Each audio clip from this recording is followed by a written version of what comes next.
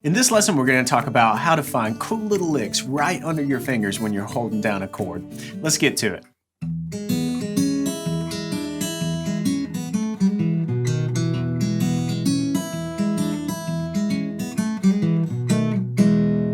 Okay, so let's break this down. But before we do, did you notice that I really held this E shape throughout this entire piece? Sure, we moved a finger slightly here or there, but that's all about finding the note that you're right next to. It's very convenient, very efficient, and you're going to find yourself doing that a lot in country blues, blues finger picking, and we're going to jump right in by breaking this thing down and give you a practical example of that. So again, we're piggybacking off of this exercise back from Tuesday Blues number 233. And as a quick recap, here's this. Just view this as kind of the bones, and I'll show you where we're going to inject our lick.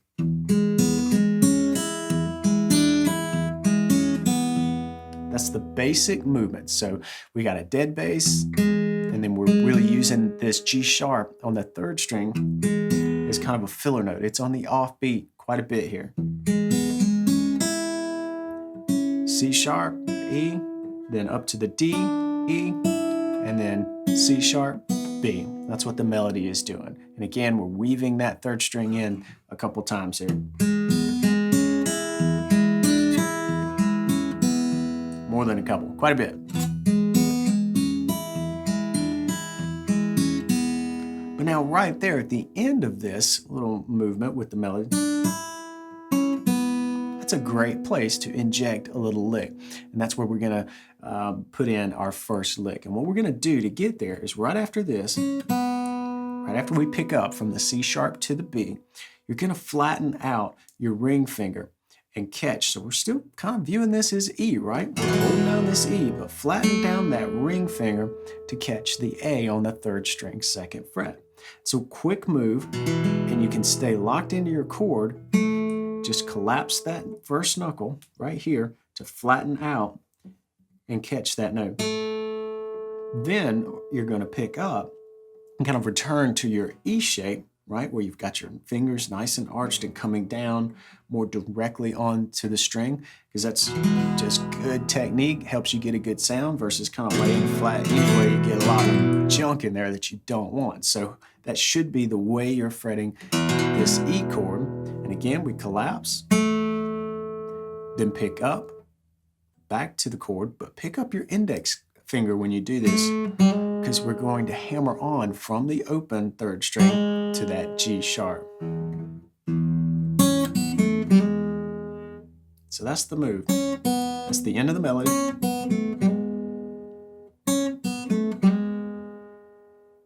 Then we're going to come down with a thumb for the bass, but we're going to not do that on the sixth string here. We're going to actually do the E on the fourth string here before, with the index finger plucking the E flat and then the E on the fourth string. So that's a case where the index finger is moving out of its position, still thinking E here. We're just going to quickly reach over one string from the third to the fourth, hit the E flat on our way to the E before moving back into the main melody.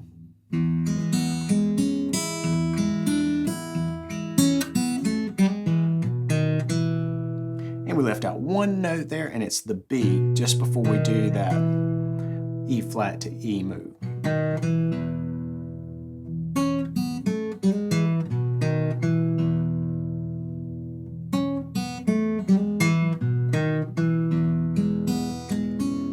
Start rolling again.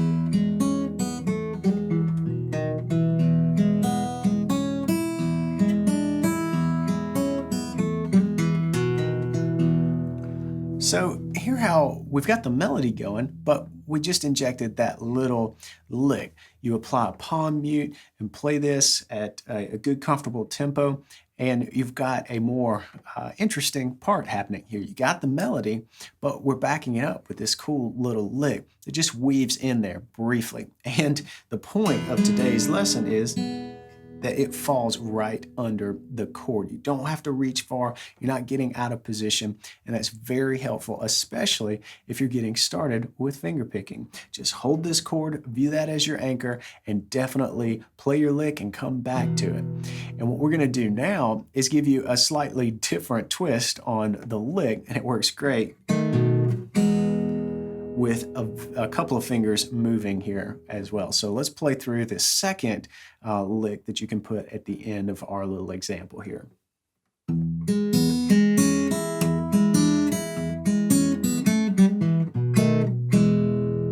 All right, works great as an ending because we went to our B7 tones here. Did you notice just how little effort that was?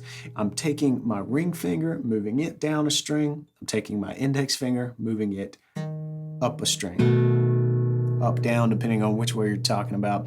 I'm talking about directionally moving this finger down toward the floor and this index finger up toward the ceiling, right? Practice doing that. Notice just how rock solid that middle finger is. It does not move. The other two fingers are the only ones that need to move here. That helps to give you some real good continuity in your chord change here. Okay, so what we're doing here is getting into the lick very much the same way we did before. That part is the same, where we start with the melody, kind of that ending part of the melody, then we collapse to the A, and then the minor third and major third, hammer on, come down on the E. All that's the same. Come back to the B on the 5th string, and when you do, that's when you want to swap these two fingers. Swap your index finger and your ring finger. They both stay in the same fret zone here, but they're swapping positions so that you go from this E major to this B7 sound. It's not the full B7 chord. You don't need it right here. We're just going to play these 3 tones, and you definitely hear that B7 vibe there. And then we go back.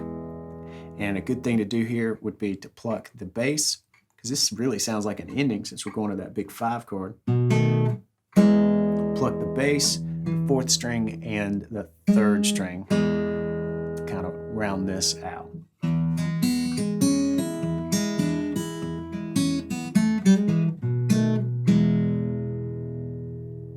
All right, we'll play that slowly, but this time let's play through the whole thing slowly with both of the licks, lick 1 and lick 2, worked in their respective spots.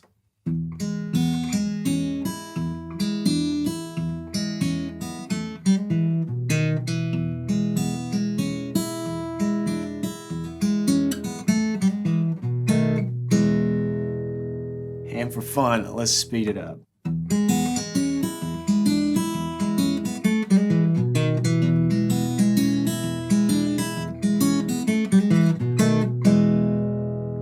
All right, I've got a very important point for you before you take off, and that is that this doesn't just apply to E. This isn't just one comfortable shape that you can do this in. Think about doing this with other chord shapes. Just as a quick, for instance, take a look at this A7. If you fret it like this, you've got 2 fingers that can move around and do some licks here and there. You've got your index finger free, and you've got your little finger free. As a quick example, you can use that index finger to hammer up from the 2nd string 1st fret, that C note, up to the C sharp that's under the chord. Roll through, hit that open E, you got a cool little sound happening there. And then you can take that even further by giving the little finger a job, especially on the 1st string. It's just kind of right there to do so. So we could do a little move like that. And again, this is not just for E and A. You can do this with other chord shapes as well, but use the examples in this video to get you started. If you're a beginner, this is a great way to start playing licks with that cool finger picking sound happening. All right, that's it for today's lesson. I hope you dig it. If you're really looking to go to the woodshed with your finger picking skills, then check out BGI Premium membership. I just released a course called Fingerstyle Fundamentals, where we really go through a lot of exercises and a couple of cool performance studies, even one that's built off of the little melody that you heard in today's lesson. It will really get you moving, get your fingers into shape, and get you well on your way to building a solid fingerstyle technique. All right, hit subscribe if you dig this. Hit the thumbs up if you like this lesson. Come on back next Tuesday where I've got another cool acoustic blues lesson for you. I'll see you then. Until then, play on, my friends.